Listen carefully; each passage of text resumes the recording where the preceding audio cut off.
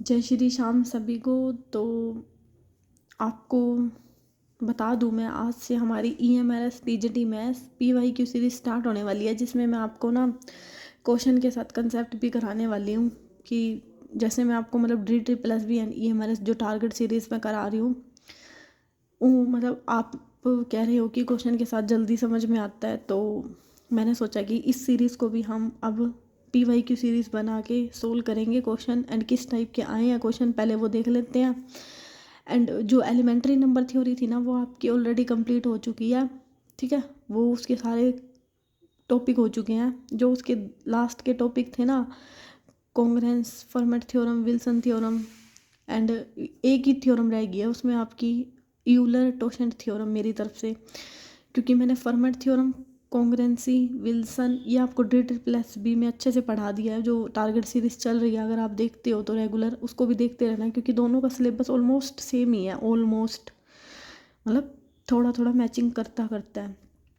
तो आप उस सीरीज़ को भी कंटिन्यू करते रहिए एंड देखते रहिए। एंड जो ये उसमें एलिमेंट्री नंबर थ्योरी अब हमारी कंप्लीट हो चुकी है इसी सीरीज़ में।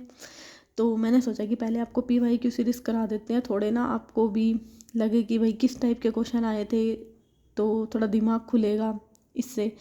एंड इनमें ना मैं क्वेश्चन के साथ कंसेप्ट भी बताते जाऊँगी जो जो PYQ में यूज़ हो रहे हैं। तो उन PYQ देखते हैं कब तक ख़त्म हो जाएंगे, आपके मंडे तक ख़त्म हो करवा दूँगी मैं लगभग, देखते हैं। बाकी कोई नहीं, थोड़ा 1-2 दिन ज़्यादा भी चल जाएगा तो ठीक है। बाकी क्वेश्चन से हम जल्दी सीखेंगे, मुझे ऐसा लग रहा है, क्योंकि वो कंसेप्ट पढ़ाने में ना, ठीक है कंसेप्ट मैं आपको बता रही हूँ, बट मेरे को ना उसमें फीलिंग नहीं आ रही, सही बताऊँ तो। मतलब लग नहीं रहा कि हम कुछ पढ़ रहे हैं सीरियसली। तो इसलिए मैंने सोचा कि मैं आपको क्वेश्चन से कनेक्ट कराते कराते कराती हूँ, क्योंकि वो ज़्यादा मेरे को बेस्ट लग रहा है एज़ कंपेरिजन टू एक एक टॉपिक पढ़ना। क्योंकि टॉपिक यूट्यूब पे भी बहुत सारी वीडियो पढ़ी हैं। ठीक है, हम क्वेश्चन देख के क्वेश्चन को हिट करते हैं, क्योंकि एग्ज़ाम में हमने नंबर लेने हैं। ठीक है, वहाँ पे किसी को समझाना नहीं होता, वहाँ पे अपना दिमाग चलाना होता है। तो हम क्वेश्चन देख के ही आज से ये सीरीज़ भी क्वेश्चन से ही मैं आपको कराऊंगी सारा सिलेबस। ठीक है, तो बने रहिए एंड दोनों सीरीज़ देखना। ठीक है, DSSB वाली भी और ये भी। क्यों? क्योंकि दोनों का सिलेबस ऑलमोस्ट सेम है। ठीक है, अब वहाँ पे कुछ चीज़ें आ रही हैं तो मैं वहाँ समझा रही हूँ, और यहाँ पे मान लो आसान चीज़ आ रही है, कहीं आप सोचो कि इतने आसान क्वेश्चन, भैया इतने आसान ही आए थे, मैं क्या करूँ। अब थोड़े से मुश्किल जो आएंगे आपके ग्रेजुएशन से, 12th के, अगर किसी ने 9th 10th अच्छे पढ़ी है ना, तो मतलब ऑलमोस्ट ये पेपर 9th 10th से ही था। थोड़े बहुत कंसेप्ट थे, मैं बताती रहूँगी 11th 12th में भी कौन कौन से कनेक्ट आए हैं। क्योंकि मुझे ऐसा लगता है कि अगर हम ना एक एक टॉपिक पढ़ेंगे ना तो बोर हो जाएंगे, हम क्वेश्चन को देख के पढ़ेंगे आज के बाद। ठीक है, तो मेरा ऐसा ही रहेगा पढ़ाने का, मेरे को खुद फिर मज़ा आता है ऐसे पढ़ाने में, क्योंकि ऐसे पता चल जाता है क्वेश्चन आए कौन से थे एंड करने कौन से हैं। फिर ऐसे एक एक सिलेबस पढ़ने में मज़ा नहीं आता। बाकी एलिमेंट्री नंबर थ्योरी पूरी हो चुकी है, देख लेना जिसने नहीं देखी। अब आज से हमारी ऐसे ही चलेगी ये सीरीज़ भी क्वेश्चन के टर्म में। तो पहले PYQ सीरीज़ को ख़त्म कर लेंगे, देखते हैं कब तक ख़त्म होती है, एंड कंसेप्ट भी मैं कराती जाऊँगी आपको साथ साथ। तो इतनी अपडेट देनी थी पहले। तो चलिए स्टार्ट करते हैं, देखते हैं। अगर आसान क्वेश्चन होंगे ना, मतलब इस वीडियो में मेरा मेन टारगेट क्या रहेगा कि जैसे क्वेश्चन आए थे ना, उसको हम 1 मिनट के अंदर कैसे हिट करें, ऑप्शन को देख के कैसे मार्क करें, अगर कोई ऑप्शन से नहीं हो रहा तो उसका कंसेप्ट सीख के कैसे मार्क करें। ठीक है, तो इसमें वही चीज़ रहेगी मेरी, मैं आपको मतलब अगर कोई 1 सेकंड का है ना तो वो कैसे मार्क करना है वो भी सिखाऊंगी। तो बने रहिए इस सीरीज़ में। तो चलिए स्टार्ट करते हैं अपना क्वेश्चन। ये मोस्ट मतलब अपडेट देनी थी थोड़ी सी, इसलिए थोड़ा सा बोलना पड़ा। एंड हाँ, इसकी PDF चाहिए ना, टेलीग्राम ग्रुप एंड क्या बोलते हैं, व्हाट्सएप ग्रुप, दोनों को ज्वाइन कर लेना। अगर वहाँ पे ना 10 से 15 बच्चे हो जाएंगे ना तभी डालूँ, मतलब PDF तो मैं डाल दूँगी, लेकिन आप ज्वाइन तो करो, फिर कोई देखने वाला तो होना चाहिए। अभी नया नया चैनल बना है तो बच्चे अभी वहाँ पे हैं नहीं, तो फिर मेरा भी दिल नहीं करता। सही बोल रही हूँ मैं। तो आप जुड़िए, मैं डेली PDF डाल दूँगी वहाँ पे। अगर ये PDF चाहिए तो वहाँ से डाउनलोड कर लेना। ठीक है, तो चलिए स्टार्ट करते हैं क्वेश्चन। हमें क्या दे दिया, इफ़ x+1। एक मिनट, ये क्वेश्चन करने से पहले ना एक 41 क्वेश्चन है, पहले वो देखते हैं। हाँ ये रहा, देखो 41 क्वेश्चन। अब मैं आपको ना ध्यान से देखना ये क्वेश्चन कैसे सोल्व करने हैं, अगर ऑप्शन से भी करने हैं तो भी बताऊंगी। देखो, if x² + 2x + k is a factor of, इसका मतलब ये इक्वेशन दी है, ये इसका फैक्टर है। तो बताओ कि के की वैल्यू क्या होगी। क्या बोल रहा है कि अगर जो हमें पहले वाली इक्वेशन दिया है ना, ये दूसरे वाले का फैक्टर है, तो हमें के की वैल्यू बतानी है जो कि फर्स्ट में है। इस क्वेश्चन को करने के ना दो तरीके हैं। दो क्या, जैसे आपको जो फर्स्ट वाली इक्वेशन दिया है ना, उसमें ना जैसे हमें के की वैल्यू पूछी और के उसी में ही है, थोड़ा दिमाग लगाओ। के क्या है, पहले वाले में ही है, तो पहले वाले में ना सारे पॉइंट पुट करके देख लो। आपका ना मतलब मैंने पुट करके देखे थे तो कोई भी सेटिस्फाई नहीं कर रहा -3 के अलावा। कहने का क्या मतलब है, एक मिनट मैं ना पहले पेंसिल ले लेती हूँ, फिर बाद में रफ करने पे इजी रहेगा। देखो मैं आपको पुट करके दिखाती हूँ। जैसे x² + 2x, अब मैंने -2 लिया, इसका कोई फैक्टर बन रहा है कि भाई ऐसे कौन से दो फैक्टर बनाने आते होंगे। ठीक है, तो भाई बड़े बच्चे हो आप, छोटे नहीं हो, एक एक अक्षर, तो इसके फैक्टर देखो तो बता देना। अगर जिसको नहीं आते तो अलग से वीडियो बना देंगे उनके लिए। मान लो इसके ना कोई भी फैक्टर नहीं जा रहे, अब 2 आ गया, 2 कैसे जा ही नहीं रहा। दूसरा पॉइंट उठाया मैंने, यहाँ पे मैंने +3 लगाया। मैंने क्या लगाया, अब मैंने लगा दिया +3। अब मैंने मान लो यहाँ पे 3 बनाना है मेरे को, अब मैं 3 कैसे बनाऊँ, 2x + x² + 3। अब इन दोनों की मल्टीप्लाई करूँ, भाई 3 तो आ ही नहीं रहा मेरा, तो ये भी नहीं है। फिर मैंने +2 उठाया तो वो भी नहीं जा रहा। अब मैंने ना यहाँ पे क्या उठाया, +3 उठाया, मतलब +2 लिया तो भी कोई फैक्टर नहीं बना, तो सिंपल एक ही बच गया। ये देखो x² + 2x - 3, ऐसे कौन से दो नंबर हैं जिनको मल्टीप्लाई करें। अब देखो x² + 3x माइनस में x, इन दोनों को घटाएंगे तो 2 बच गया, इन दोनों को मल्टीप्लाई करेंगे तो 3 बच गया। तो कहने का क्या मतलब है, इसका ये आंसर आ गया। आया समझ में कैसे आया। तो ये तो था आपका ऑप्शन से कैसे मार्क करना है। आप कोई भाई ज़्यादा सियाना बन रहा है कि मैडम अगर 2 ऑप्शन सेटिस्फाई हो जाते तो भी देख लेते हैं भाई, 2 ऑप्शन सेटिस्फाई हो जाते। तो आपने क्या करना है, जो दूसरी वाली इक्वेशन है ना, उसमें सबसे पहले x की वैल्यू 1 पुट करो। अगर x की वैल्यू 1 पुट करते ही 0 बन रहा है, मान लो यहाँ पे तो 0 बन ही गया, x को 1 पुट करते। अगर x की 1 पुट करते 0 नहीं बनता, तो x को 2 पुट करते, 0 बन जाता। ठीक है, अब यहाँ पहले से ही सेटिस्फाई कर गया कि x की वैल्यू को मैंने ना 1 पुट कर दिया, तो यहाँ 0 बन गया। 0 बनने पे मुझे पता चल गया x = 1 क्या हो गया, इसका एक फैक्टर हो गया। ठीक है, तो मैंने इस x को उठा के ना जो पहले वाली इक्वेशन थी ना उसमें पुट कर दिया। उसमें पुट करते ही मेरे पास क्या आ गई, k की वैल्यू आ गई। आ गया समझ में, चले आगे। तो यहाँ से अगर आपको मैंने दोनों तरीके बता दिया, ऑप्शन से कैसे हीट करना है एंड विदाउट ऑप्शन कैसे हीट करना है। अगर 2 ऑप्शन आते तो कैसे करते, एंड एक ऑप्शन जब सेटिस्फाई, जब ऑप्शन से हो रहा है एक से, तो क्यों ही माथा मारना इतना।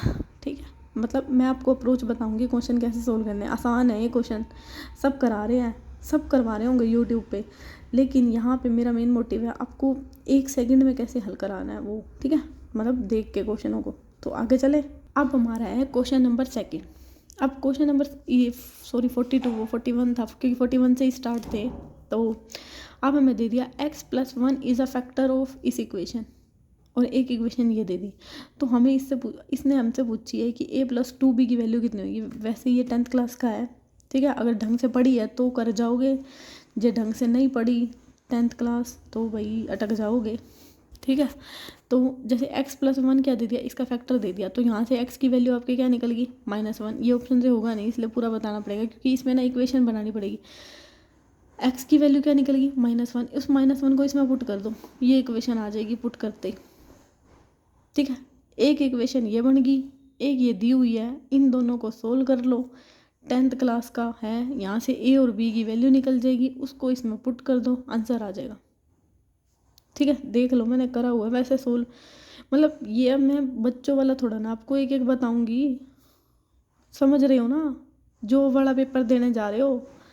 तो इतनी बातें तो भाई आती होंगी मेरे को लगता है, अगर फिर भी नहीं आती ना तो तुम देख लो एक बारी, मैंने सोल्व पूरा किया हुआ है, स्क्रीनशॉट लेना। अगर इसकी PDF चाहिए तो टेलीग्राम एंड व्हाट्सएप ग्रुप को ज्वाइन कर लेना। क्या वो वाले जो क्वेश्चन है ना वो आसान थे, इसलिए मैं ज़्यादा टाइम नहीं दे रही। जिसमें है कंसेप्ट बताने के, मेरे को लगता है हाँ बताना है तो मैं बताऊँगी उसमें, भाई मैं नहीं भाग रही।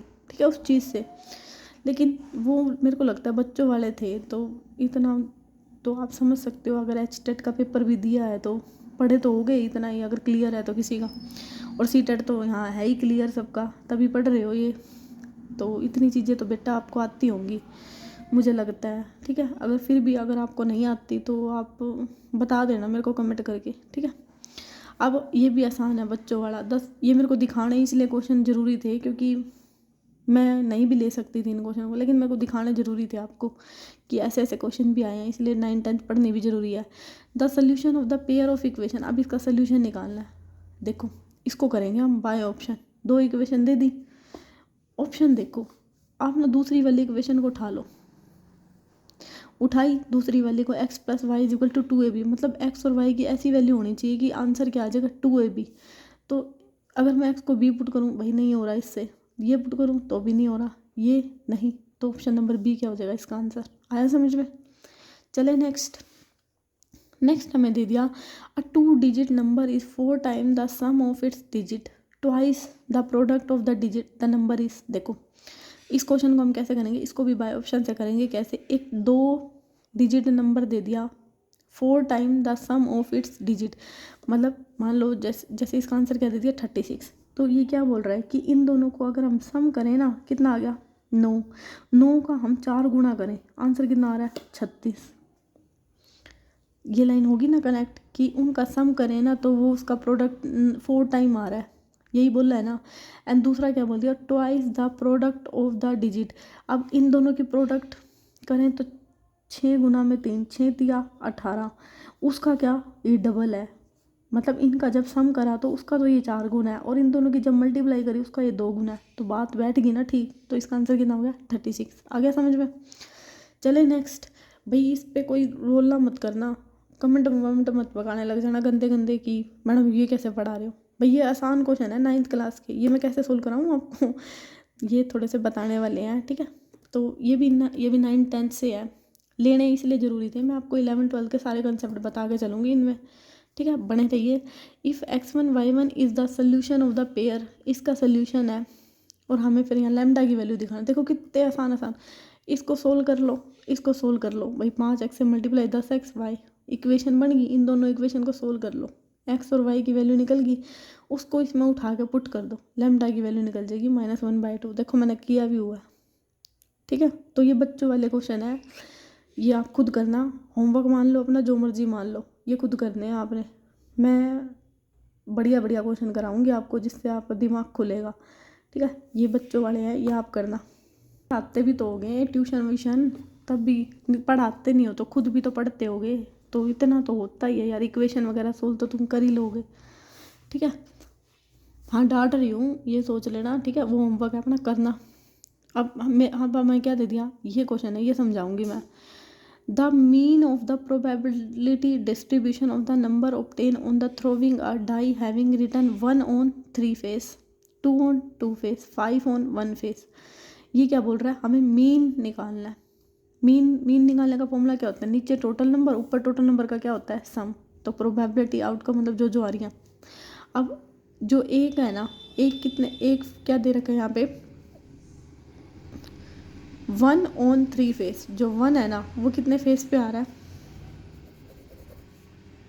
3 फेस पे, 2 है वो कितने फेस पे आ रहा है 2 फेस पे, 5 है वो कितने फेस पे आ रहा है 1 फेस पे। टोटल कितने फेस हो गए 6, तो इसकी प्रोबेबिलिटी फेस की कितनी आ गई 6। नंबर कितने हो गए, इनको आपस में कर दो मल्टीप्लाई, 3 एकम 3, 2 दूनी 4, 5 एकम 5, इनको ऐड किया तो कितना आ गया 12।